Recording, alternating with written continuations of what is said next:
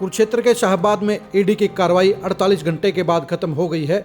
समाज सेवी से बीजेपी नेता बने संदीप गर्ग के प्रतिष्ठानों की छानबीन करने के बाद ईडी की टीम सारे कागजातों के साथ दिल्ली पहुंच गई है। संदीप गर्ग के ठिकानों पर ईडी की टीम को करोड़ों रुपए का कैश भी मिला है।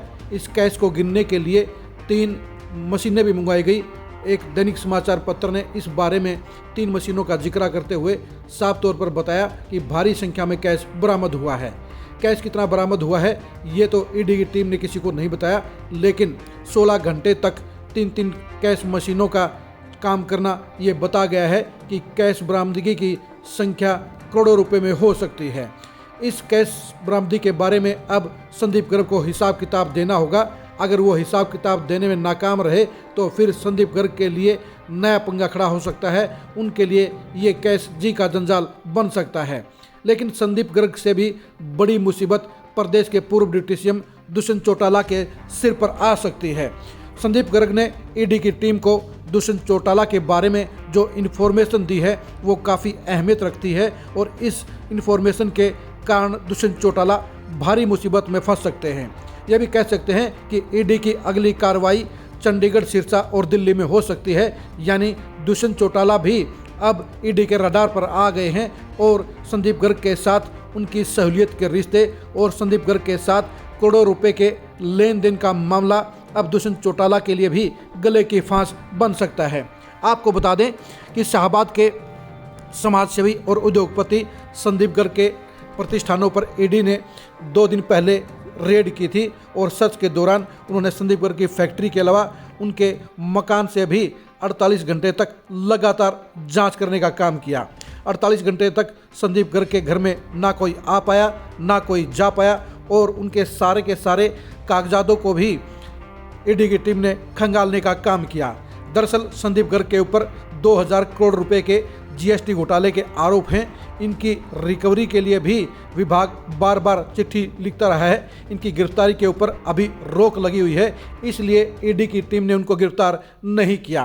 सहयोग ना करता तो यहाँ आपके सामने खड़ा ना होता। और ये एक सरकारी प्रक्रिया है और सरकार अपनी कोई भी प्रक्रिया कर सकती है। किसी के ऊपर कोई संदेह है, कोई बात है, कुछ भी देखना है तो उसमें मैंने पूरा सहयोग किया और आप लोगों के बीच में खड़ा हूँ। अगर मैं उनको ना मिलता और ना था तो ये एक ऐसी एजेंसी है कि आप उससे भाग नहीं सकते। वो तो आपको कहीं भी बुला सकती है। तो ये सभी अफवाहें हैं, बहुत तरीके की अफवाहें उड़ी। कईयों ने देखा कि गिरफ्तारी कर लिया, कुछ ने कुछ कहा जो मुझे पता लगा बाद में उनके जाने के बाद जब मेरी कॉल हुई लोगों के साथ। तो इस तरीके की लोग बातें करते हैं, परंतु एक ईमानदार जो व्यक्ति होता है उसको डरने की जरूरत नहीं होती।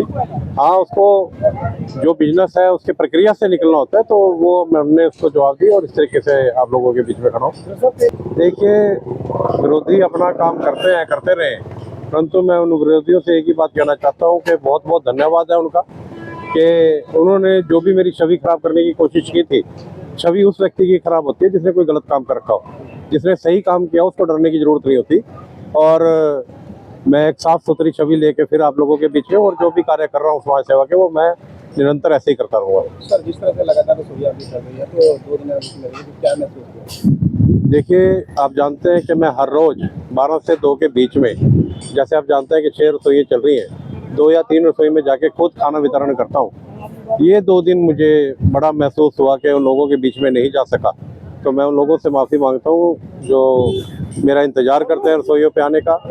और बाकी सब ठीक है और सब कुशल मंगल है।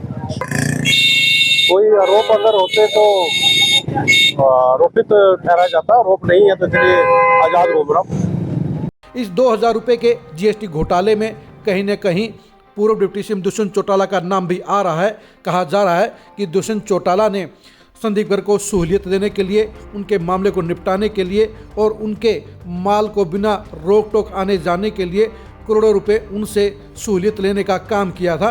और ये सहूलियत ही अब दुष्यंत चौटाला के लिए जी का जंजाल बन सकती है।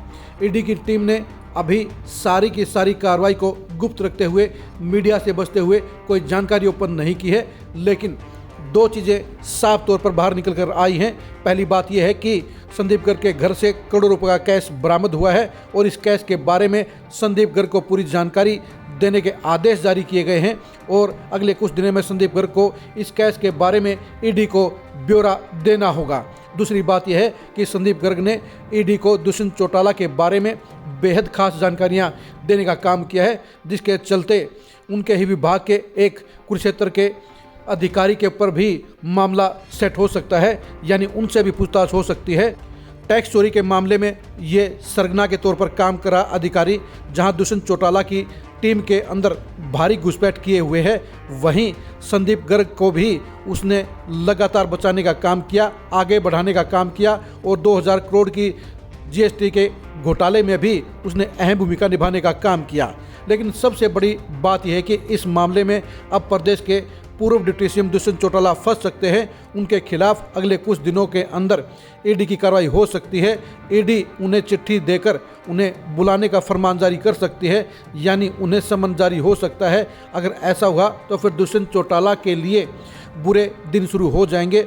उनको भी कई सारे सवालों का जवाब देना होगा, उनको कई बातों का हिसाब देना होगा और दुष्यंत चौटाला के लिए ये ईडी का फेर, ईडी का चक्कर उनके सियासी करियर के लिए भारी परेशानियां खड़ी कर सकता है। संदीप गर्ग के सियासी भविष्य को जानने के लिए आप खरी खरी न्यूज़ के साथ बने रहिए। संदीप गर्ग के ऊपर हुई ईडी की सर्च की जानकारी हासिल करने के लिए भी आप खरी खरी न्यूज़ के साथ बने रहिए। संदीप गर्ग के आवास से बरामद करोड़ों रुपए के कैश की जानकारी के लिए भी आप खरी खरी न्यूज़ के साथ बने रहिए।